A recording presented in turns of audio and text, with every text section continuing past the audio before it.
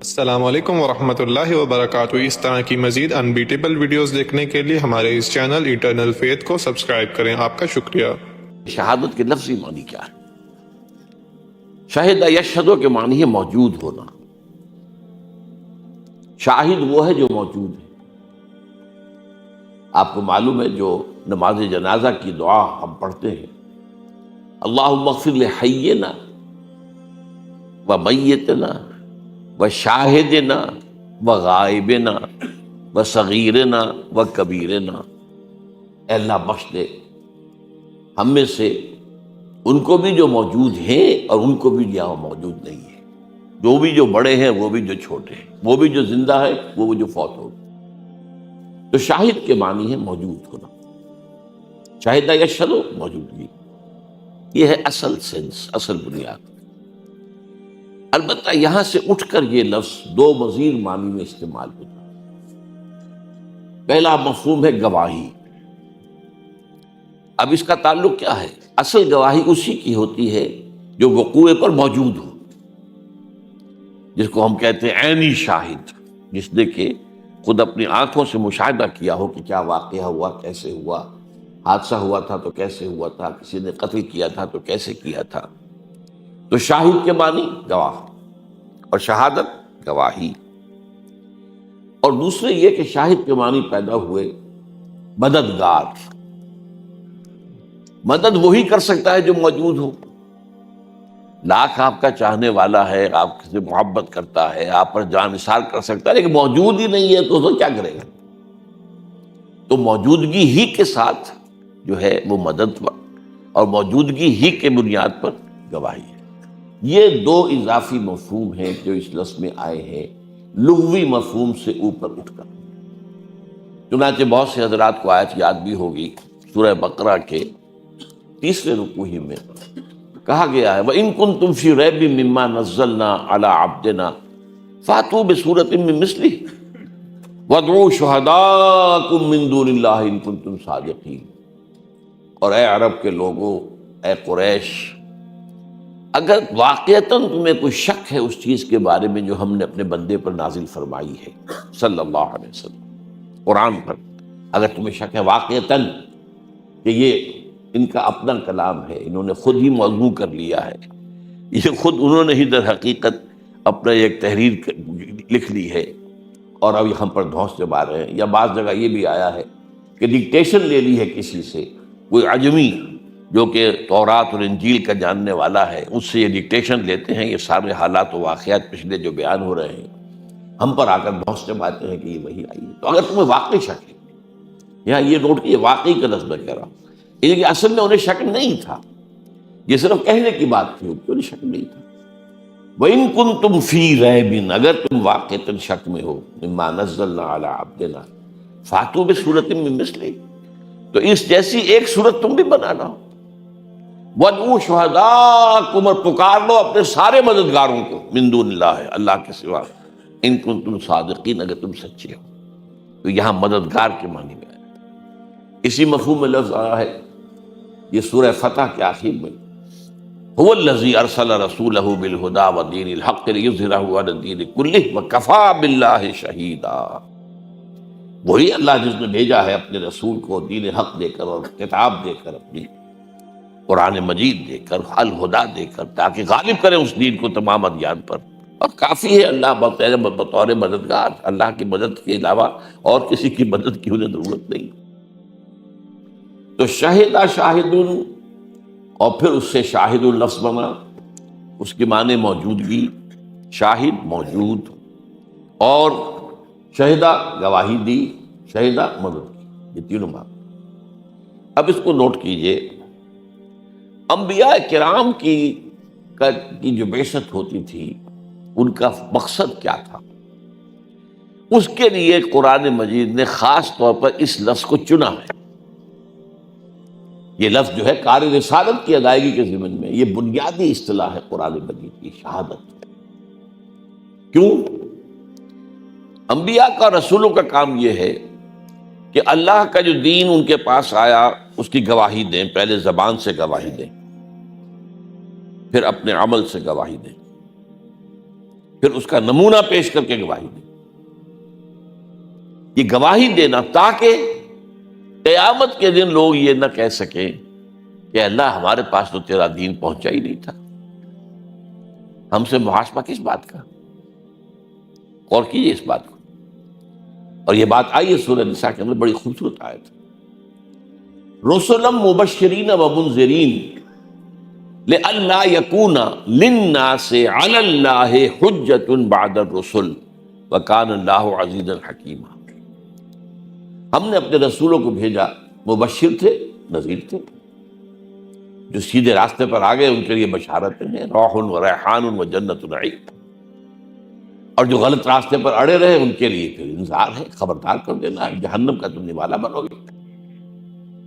تو مبشرین و منذرین لئلا یکون للناس علی اللہ حجۃ. یہ لام اور علی یہ دو حروف نوٹ کر دیجیے، حروف جار ہیں.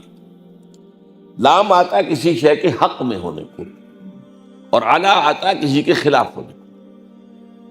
جو بڑی مشہور حدیث ہے، اگر تمہیں تو یاد ہی ہونی چاہیے آپ کو سب کو. چند الفاظ ہیں، القرآن حجت لک او علیک. یہ قرآن یا تو تمہارے حق میں حجت ہے اگر اس پر ایمان لاتے ہو، اس کو پڑھتے ہو، اسے حفظ جان بناتے ہو، اس سے اپنے سینے کو منور کرتے ہو، اسے اپنا امام بناتے ہو، اس کے بتائے ہوئے راستے پر چلتے ہو، تو یہ حجت ہے، دلیل ہے. اور نہیں کرتے تو یہ تمہارے خلاف حجت بن جائے گا کہ اللہ یہ قرآن پڑھتا تھا یہ بدبخت، اور پھر بھی سودی کاروبار کر رہا تھا. اب یہ حجت آپ کے خلاف ہوئی کہ آپ کے حق میں ہوئی. اسی طرح گواہی آپ کو معلوم ہے، گواہی یہ دو دھاری تلواریں، کسی کے حق میں ہوگی، کسی کے خلاف ہوگی. حق میں ہوگی تو لام آئے گا، کس وہ جو میں نے بتایا، القرآن حجت لک او علیک. یہ قرآن یا تمہارے حق میں حجت ہے، دلیل ہے، اور یا تمہارے خلاف ہے. اور اسی معنی کے اندر سورہ نساء میں فرمایا، یا ایھا الذین آمنوا کونوا قوامین بالقسط شہداء للہ. اے اہل ایمان، حق اور عدل کے قوام، قائم کرنے والے بن کر کھڑے ہو جاؤ، اور اللہ کے حق میں گواہی دینے والے. لام آیا یہاں پہ، شہداء للہ. ایک ہوگا شہداء اللہ، وہ ابھی بعد میں آئے گا. شہداء علی الناس وہ بعد میں بھی آئے گا. تو شہادت جو ہے در حقیقت انبیاء اور رسل کی بعثت کا اصل مقصد ہے، تاکہ وہ یہ نہ کہہ سکیں کہ ہمارے پاس تو کوئی بات آئی نہیں، کوئی دعوت آئی نہیں، کوئی پیغامبر آیا نہیں، کوئی نذیر نہیں آیا، کوئی بشیر نہیں آیا. تو اس حوالے سے جو انبیاء کا کار رسالت ہے اس کے لیے لفظ شہادت. اب اس معنی میں دو آیتیں میں نے آپ کو سنائی. مقصد بعثت محمدی اور اس کے نتیجے میں فرض رسالت امت، وہ کیا ہے؟ وَكَذَلِكَ جَعَلْنَاكُمْ أُمَّةً وَسَطًا لِتَكُونُوا شُهَدَاءَ عَلَى النَّاسِ وَيَكُونَ الرَّسُولُ عَلَيْكُمْ شَهِيدًا. اب یہاں علی آیا ہے دونوں طرف. اسی طرح ہم نے مسلمانوں تمہیں درمیانی امت بنایا ہے، بہترین امت بنایا ہے. کس لیے بنایا؟ آپ کوئی چھوٹی سی ایسوسیشن بناتے ہیں، اس کے بھی ایمز اینڈ آبجیکٹس مرتب کرتے ہیں. کس لیے بنا رہے ہیں؟ آپ اگر کوئی لمیٹڈ کمپنی بناتے ہیں، اس کے آرٹیکل ایسوسیشن کے ساتھ میمورنڈم پہلے ہوتا ہے. کس لیے بنا رہے ہیں؟ کیا کاروبار کرنا ہے، کیا اسکوپ ہے اس کمپنی کا، کیا اسکوپ ہے بزنس کا. تو تمہیں امت بنایا، کیوں بنایا، کس لیے بنایا؟ وَكَذَلِكَ جَعَلْنَاكُمْ أُمَّةً وَسَطًا لِتَكُونُوا شُهَدَاءَ عَلَى النَّاسِ، تاکہ تم ہو جاؤ گواہ لوگوں کے خلاف، اور رسول وَيَكُونَ الرَّسُولُ عَلَيْكُمْ شَهِيدًا، اور رسول ہو جائے تمہارے خلاف. یہ علا کا میں بیان کر چکا ہوں، اس لیے اب ذرا ادھر ادھر نہ ہو آپ کا ذہن کہ رسول امت کے خلاف کیسے. ہم نے تو آج تک یہی سنا ہے کہ رسول تو امت کے حق میں شفاعت کریں گے. یہ کیا بات کہی جا رہی ہے؟ امت کے خلاف، علیکم شہیدہ، تمہارے خلاف. اس کو سمجھ لیجیے. رسول آیا، اس نے دعوت پیش کی. اب اگر قوم نے انکار کر دیا تو قیامت کے دن کھڑے ہو کر رسول گواہی دے گا، اے اللہ میں نے تیرا دین، تیرا پیغام انہیں پہنچا دیا تھا، اپنے طرز عمل کے اب یہ پورے طور پر ذمہ دار ہیں، they are accountable, they are responsible. یہ قرآن مجید میں 3 دفعہ آیا۔ سورہ نساء کی آیت بڑی عجیب ہے اور اس کے ساتھ واقعہ وابستہ ہے کہ حضور نے ایک صحابی سے، غالباً عبداللہ ابن مسعود رضی اللہ تعالیٰ عنہ، فرمائش کی کہ مجھے کچھ قرآن سناؤ۔ انہوں نے عرض کیا حضور آپ کو سناؤں، آپ پر تو نازل ہوا ہے قرآن۔ فرمایا ہاں لیکن مجھے دوسروں سے سن کر کچھ زیادہ ہی اس سے حظ حاصل ہوتا ہے۔ انہوں نے سورہ نساء پڑھنی شروع کر دی، پہلی آیت سے لے کر پڑھتے جا رہے ہیں۔ اب آپ تصور کیجئے حضور بھی گردن جھکائے ہوئے سن رہے ہیں، سارا مجمع سن رہا ہے۔ جب اس آیت پر پہنچے فَكَيْفَ إِذَا جِئْنَا مِنْ كُلِّ أُمَّةٍ بِشَهِيدٍ وَجِئْنَا بِكَ عَلَىٰ هَٰؤُلَاءِ شَهِيدًا، کیا ہوگا اس دن جب کہ ہم ہر امت میں سے ایک گواہ کھڑا کریں گے ان کے خلاف اور آپ کو کھڑا کریں گے ان کے خلاف۔ فرمایا حضور نے بس حسبک بس۔ اب جو اٹھا کر سر دیکھا ہے حضرت عبداللہ بن مسعود نے تو آپ کی آنکھوں سے آنسو روئے۔ اس کو آج کی اصطلاح میں آپ سمجھیں گے پروزیکیوشن وٹنس۔ ہر امت کا رسول اس امت کے خلاف پروزیکیوشن وٹنس کی حیثیت سے آئے گا، اے اللہ میں نے پہنچا دیا۔ اب یہ ذمہ دار، they can't plead ignorance، یہ نہیں ہے پلی لے سکتے ہمیں معلوم ہی نہیں، ہمیں بتائے نہیں گے۔ چنانچہ یہ جو ہے 2 مرتبہ اور وَيَوْمَ نَبْعَثُ مِن كُلِّ أُمَّةٍ شَهِيدًا سورہ نحل میں آیا ہے، وَنَزَعْنَا مِن كُلِّ أُمَّةٍ شَهِيدًا سورہ قصص میں آیا ہے۔ اتنا اہم مضمون ہے یہ۔ اس کو میں ایک مثال سے سمجھایا کرتا ہوں، آپ میں سے بہت سے کو یاد بھی ہوگا اس لیے کہ بار بار یہ باتیں ریپیٹ تو ہوئی ہیں۔ ذرا چشم تصور سے دیکھیے، 23 برس کی محنت شاقہ کے بعد وہ وقت آیا کہ عرفات کے میدان میں 1.25 لاکھ کا مجمع جمع ہے اور حضور خطبہ دے رہے ہیں۔ یہ حجۃ الوداع ہے۔ اس خطبے میں آپ نے، بہت اہم خطبہ ہے، اس کے شاید بھی بہت سے لوگوں نے کیے ہیں۔ اچھا ایسا بھی ہے کہ اصل میں حجۃ الوداع میں کچھ خطبہ آپ نے عرفات میں دیا، کچھ منا میں دیا، کچھ کہیں اور دیا، کچھ لوگوں نے ان سب کو جمع کیا ہے، کچھ نے علیحدہ علیحدہ کیا ہے۔ حال ہی میں کتاب چھپ کر آئی، اتنی موٹی کتاب خطبہ حجۃ الوداع میرے پاس آئی، بڑی تحقیق کی اس شخص نے، بڑی تحقیق کی۔ لیکن یہ کہ اس میں آپ نے اپنی تعلیم کے جو اہم نکات ہیں انہیں بار بار بیان کر کے اور اس کے بعد سوال کیا الا هل بلغت، لوگوں میں نے پہنچا دیا یا نہیں؟ اور پورے مجمع نے کہا، اور یہ عام عادت کے خلاف ہے، صحابہ حضور کے سوال کا فوراً جواب نہیں دیا کرتے تھے، چپ رہتے تھے کہ شاید حضور بس اس کے بعد کچھ فرمائیں گے، خود ہی وضاحت کر دیں گے یہاں۔ اور عام طور پر جواب ہوتا تھا مختصر، یہاں جواب بہت مفصل ہے۔ انا نشہد انک قد بلغت الرسالۃ وادیت الامانۃ ونصحت الامۃ وکشفت الغمۃ، ہم گواہ ہیں حضور آپ نے رسالت کا حق ادا کر دیا، آپ نے امانت کا حق ادا کر دیا، یہ دین آپ کے پاس امانت آیا تھا، ہمارے لیے بھیجا تھا اللہ نے، یہ قرآن آپ کے پاس تو امانت تھا، بھیجا تو ہمارے لیے۔ آپ نے امت کا حق نصیحت، حق خیر خواہی ادا کر دیا، آپ نے گمراہی کے بادل، گمراہی کے اندھیارے ختم کر دیے، ہم گواہ۔ 3 دفعہ حضور نے سوال کیا انا هل بلغت، اور 3 دفعہ جواب انا نشهد انک قد بلغت الرسالۃ ونصحت الامۃ وکشفت الغمۃ۔ یہ 3۔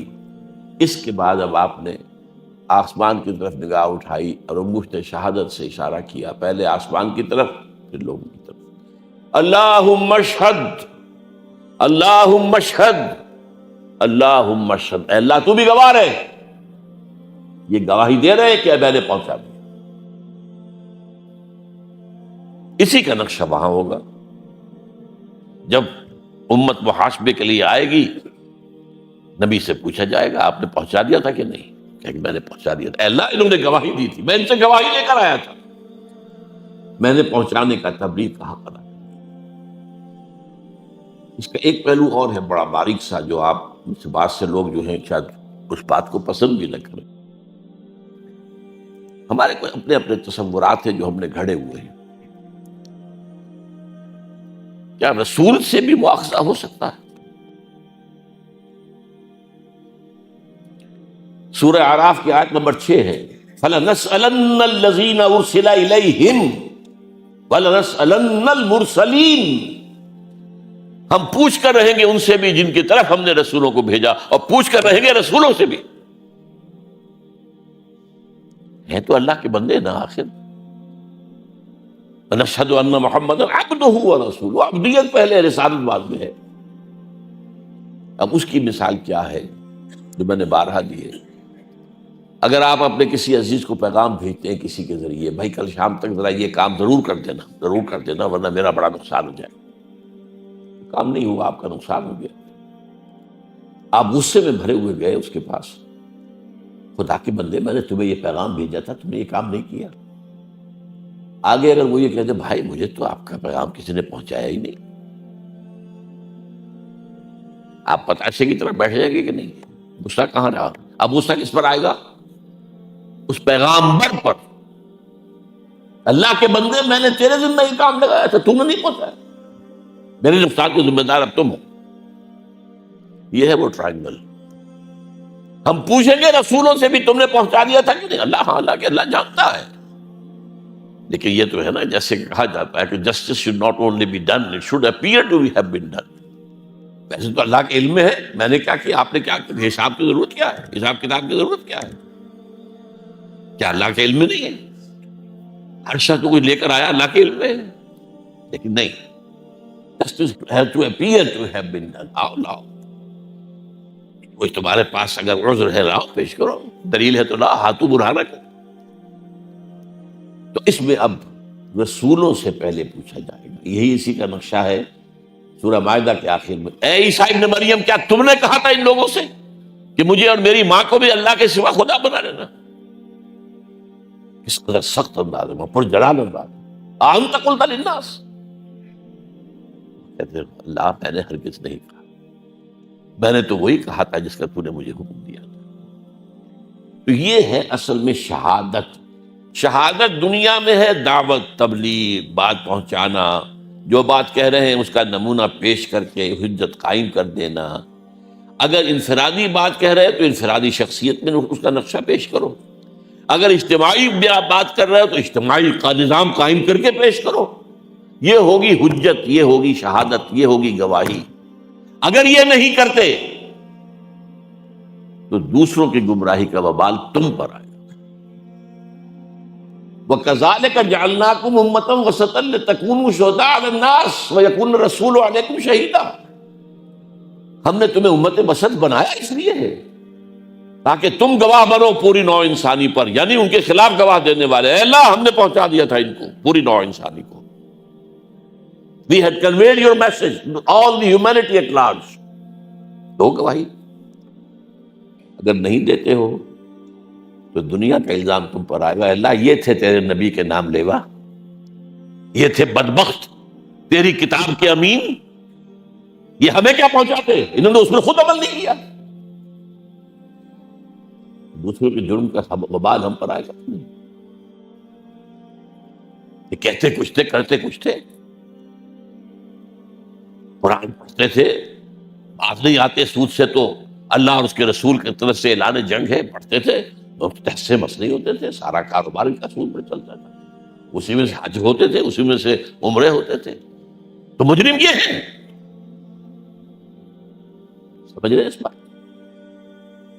وَكَذَلِكَ جَعَلْنَاكُمْ أُمَّةً وَسَطًا لِتَكُونُوا شُهَدَاءَ عَلَى النَّاسِ وَيَكُونَ الرَّسُولُ عَلَيْكُمْ شَهِيدًا۔ اور اہم مضامین ہمیشہ قرآن میں کم سے کم دو جگہ آتے ہیں۔ سورہ حج کے آخر میں یہ مضمون آیا، یہ آخری آیت ہے سورہ حج کی، وَجَاهِدُوا فِي اللَّهِ حَقَّ جِهَادِهِ۔ اے مسلمانوں اللہ کے لیے جہاد کرو جتنا کہ اس کے جہاد کا حق ہے. ایک یہ ہے کہ انگلی کٹوا کے شہیدوں میں نام لکھوا لیں, تھوڑے سے چندے دے دیے کسی نیک کام کے لیے, بس گویا کہ ہمارا فرض پورا ہو گیا. حق کا جہاد ہی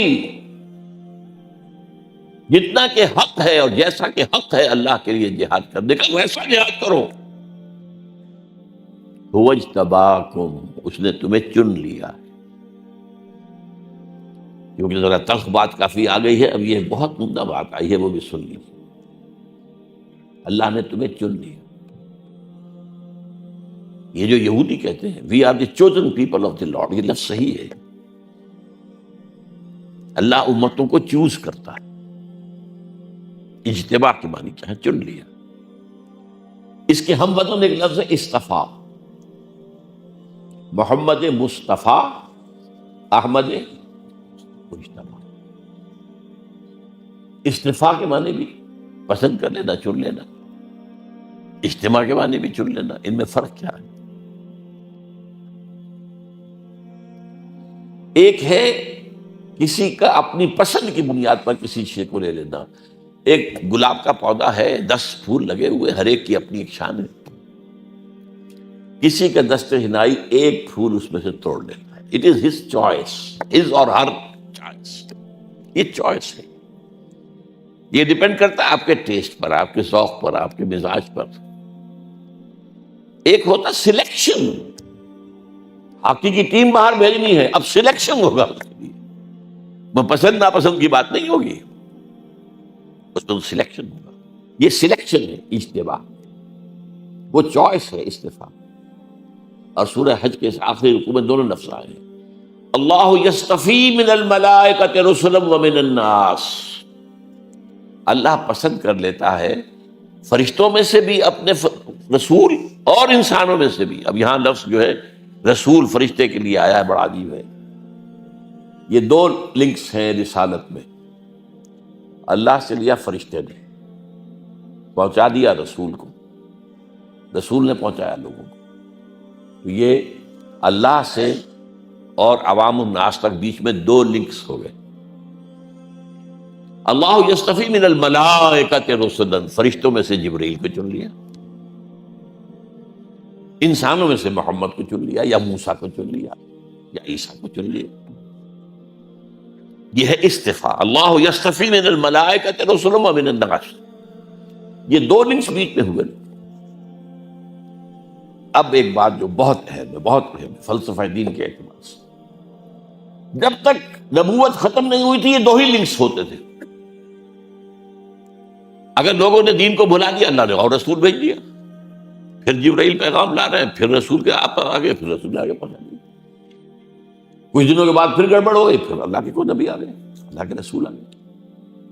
یہ مسلسل 2 لنکس چلتے رہے. محمد پر آ کر معاملہ بدل گیا. 2 اعتبارات سے آپ کو بھیجا گیا پوری نوع انسانی کے لیے. وما ارسلناک الا کافۃ للناس بشیرا ونذیرا. ایک بات. نمبر 2, تا قیام قیامت آپ ہی رسول ہیں. لہذا محمد کے ساتھ ایک لنک اور لگا دیا گیا, وہ ہے امت. دس از دی 3rd لنک. یہ وسط ہے حضور کے اور لوگوں کے درمیان, ایک واسطہ. جبریل نے لیا اللہ سے, پہنچایا محمد کو صلی اللہ علیہ وسلم. محمد نے لیا جبرائیل سے, پہنچایا صحابہ کو رضی اللہ عنہم, اور صحابہ نے لیا حضور سے اور پہنچایا آگے انسان.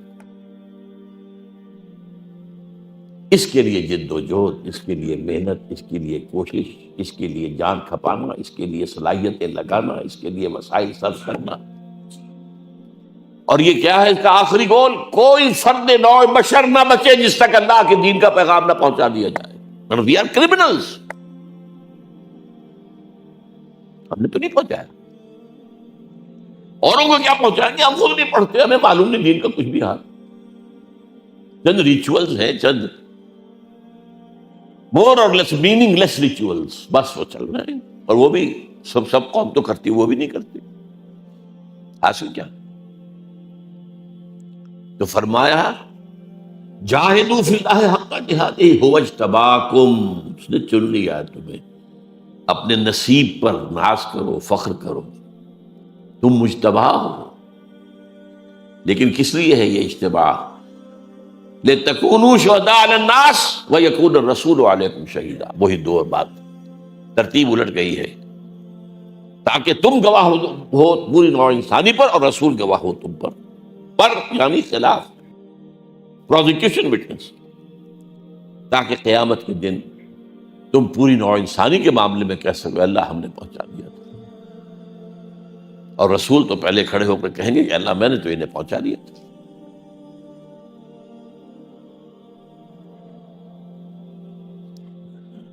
یہ شہادت جو ہے، شہادت علی الناس، یہ ہے گویا کہ کار رسالت کے لیے قرآن مجید کی اہم ترین اصطلاح۔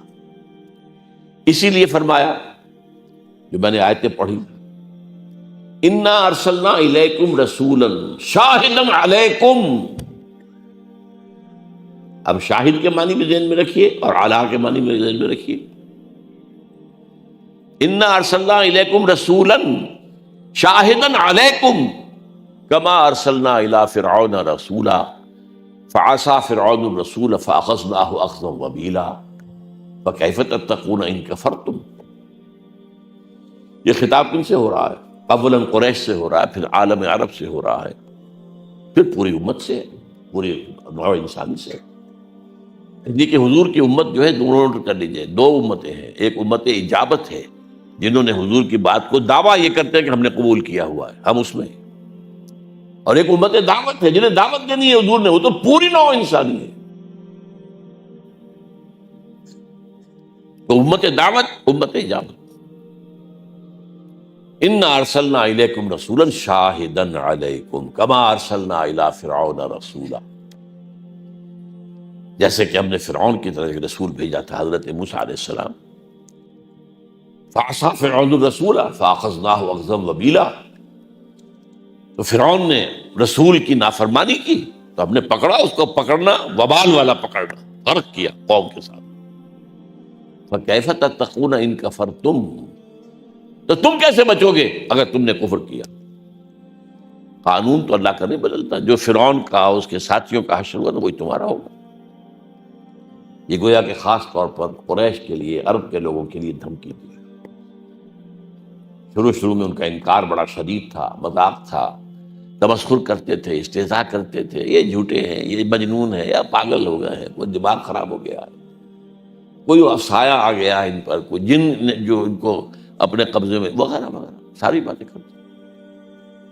10 سال میں بمشکل 100 آدمی ہاتھ آئے، 100، اندازہ کریں 10 سال کے دن گنیں گے تو کتنے ہو جائیں گے؟ 10 سال کے مہینے جو ہیں 120 ہو جائیں گے، اور آدمی 100 پہ، گویا کہ ایک مہینے سے بھی زیادہ میں ایک آدمی آ گیا۔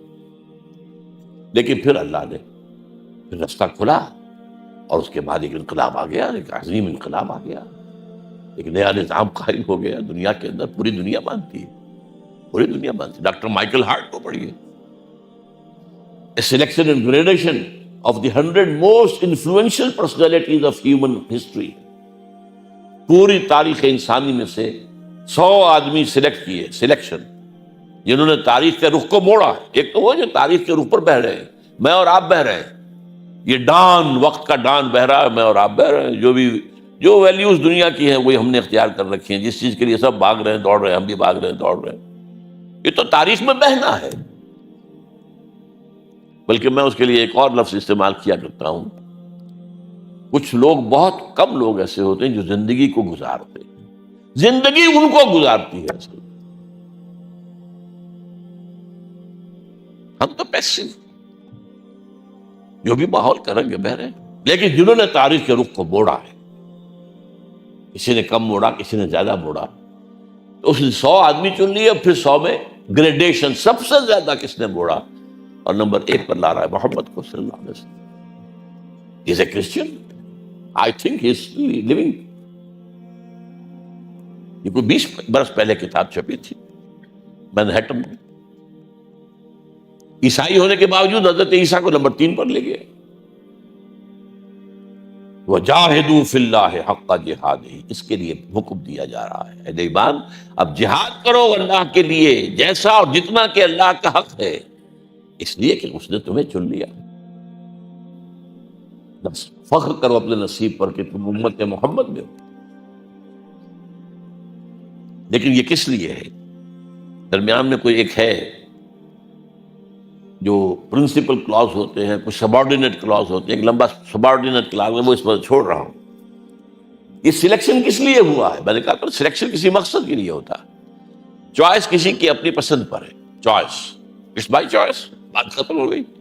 آپ اس سے دلیل مانگ نہیں سکتے، اٹس بائی چوائس. سلیکشن کے لیے آپ کو دلیل دینی پڑے کس لیے سلیکٹ کیا. تو آپ کا سلیکشن ہوا ہے، سلیکشن گریڈ میں آ گئے کہیے. کس لیے؟ لِتَكُونُوا شُهَدَاءَ عَلَى النَّاسِ وَيَكُونَ الرَّسُولُ عَلَيْكُمْ شَهِيدًا، تاکہ تم گواہ ہو جاؤ پوری نوع انسانی پر اور ان کے خلاف کھڑے ہو کر گواہی دے سکو میدان قیامت میں، اور رسول گواہ ہو جائیں تم پر اور تمہارے خلاف گواہی دیں کہ اللہ میں نے ان تک تیرا دین پہنچا دیا تھا بلا کم و کاست. اس کام کو کرتے ہوئے انسان اگر جان دے دے، خاص طور پر اگر اس راستے میں قتل ہو جائے، تو اب اس کو کہا جاتا ہے کہ یہ گویا کہ اس کی شہادت ثابت ہو گئی. ورنہ قرآن مجید میں قتل فی سبیل اللہ کے لیے لفظ کا کہیں بھی شہادت کا نہیں آیا. آپ میں سے اکثر کو یاد ہوگی آیت سورہ بقرہ کی، وَلَا تَقُولُوا لِمَنْ يُقْتَلُ فِي سَبِيلِ اللَّهِ أَمْوَاتٌ. یہ شہادت کا لفظ تو نہیں آیا. جو لوگ قتل ہو جائیں اللہ کے راستے میں انہیں مردہ مت کہو، بل احیاء ولکن لا تشعرون، وہ تو زندہ ہیں تمہیں شعور نہیں. یہی بات سورہ آل عمران میں ہے، ولا تحسبن الذین قتلوا فی سبیل اللہ امواتا بل احیاء عند ربہم یرزقون. ہرگز مت کہنا ان کو کہ جو اللہ کی راہ میں قتل ہو گئے ہوں کہ وہ مردہ ہیں، وہ تو زندہ ہیں، اپنے رب کے پاس رزق پا رہے ہیں. قرآن، پورے قرآن میں اللہ کی راہ میں قتل ہو جانے کے لیے لفظ نہیں آیا. ایک آیت میں امکان ہے، یہ سورہ آل عمران کی ایک آیت ہے، پورے قرآن میں ایک آیت جس میں امکان ہے. وہ چونکہ غزوہ احد کے بعد سورہ آل عمران نازل ہوئی ہے، اور اس میں مسلمانوں کو بڑا چرکا لگا تھا، بہت سخت. 70 صحابہ شہید ہوئے، حضور زخمی ہوئے، بے ہوش ہوئے، اتنا خون آپ کا نکل گیا جسم سے. اس میں جو صدمہ تھا مسلمانوں کو، اس کے لیے کہا جا رہا ہے وَتِلْكَ الْأَيَّامُ نُدَاوِلُهَا بَيْنَ النَّاسِ. دیکھو مسلمانوں، یہ دن ہم لوگوں کے درمیان الٹتے پلٹتے رہتے ہیں. کبھی ہم امتحان دیتے ہیں کچھ دے کر، کبھی امتحان لیتے ہیں کچھ لے کر. کبھی نعمتیں دیتے ہیں کہ شکر کرتا ہے یا نہیں، کبھی تکلیفیں دیتے ہیں کہ صبر کرتا ہے کہ نہیں. وَتِلْكَ الْأَيَّامُ نُدَاوِلُهَا بَيْنَ النَّاسِ لِيَعْلَمَ اللَّهُ الَّذِينَ آمَنُوا مِنْكُمْ وَيَتَّخِذَ مِنْكُمْ شُهَدَاءَ، تاکہ اللہ دیکھ لے کہ کون ہیں تم میں سے وہ لوگ جو واقعتاً ایمان رکھنے والے ہیں، اور تم میں سے کچھ کو اپنا گواہ بنا لے. یہاں امکان ہے کہ یہاں یہ لفظ جو آیا ہے یہ مقتول فی سبیل اللہ کے معنی میں آیا.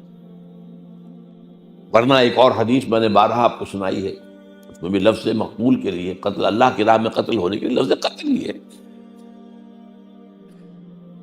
سورہ توبہ کی آیت ہے، بہت مرتبہ یہاں ریفرنس آیا ہے، ان اللہ اشتری من المؤمنین انفسهم واموالهم بان لهم الجنہ یقاتلون فی سبیل اللہ فیقتلون ویقتلون. اللہ کی راہ میں جنگ کرتے ہیں، قتل کرتے بھی ہیں، قتل ہوتے بھی ہیں. لفظ قتل ہی آیا. حضور فرماتے ہیں لوددت ان اقتل فی سبیل اللہ ثم احیا ثم اقتل ثم احیا ثم اقتل. میری بڑی خواہش ہے کہ میں اللہ کی راہ میں قتل ہو جاؤں، پھر زندہ کیا جاؤں، پھر قتل ہو جاؤں، پھر زندہ کیا جاؤں، پھر قتل ہو جاؤں. یہ نکتہ ذہن میں رکھ لیجئے گا. شاید کہ میں کبھی اس موضوع پر گفتگو بھی کر ہی لوں کھل کر. نبی اور رسول میں بعض چیزوں میں جو فرق ہے، نبی قتل ہو سکتے ہیں، رسول کبھی قتل نہیں ہو سکتے. ورنہ حضور کی خواہش اللہ تعالیٰ رد کر دیتا، یہ اس کے قانون کے خلاف ہے، یہ سنت اللہ ہے، اللہ تعالیٰ نے طے کر دیا ہے، کتب اللہ لاغلبن انا ورسلی، اللہ کا فیصلہ ہے میں اور میرے رسول تو غالب آ کر رہیں گے، رسول مغلوب ہو ہی نہیں سکتا، نبی مغلوب بھی ہو سکتا ہے، نبی مقتول بھی ہو سکتا ہے، حضرت یحییٰ قتل ہو گئے، عیسیٰ نہیں ہو سکتے تھے قتل، عیسیٰ کو زندہ اٹھا لیا، وما قتلوہ وما صلبوہ لیکن شبہ لہم، انبیاء قتل ہوئے، زکریا قتل ہوئے، یحییٰ قتل ہوئے،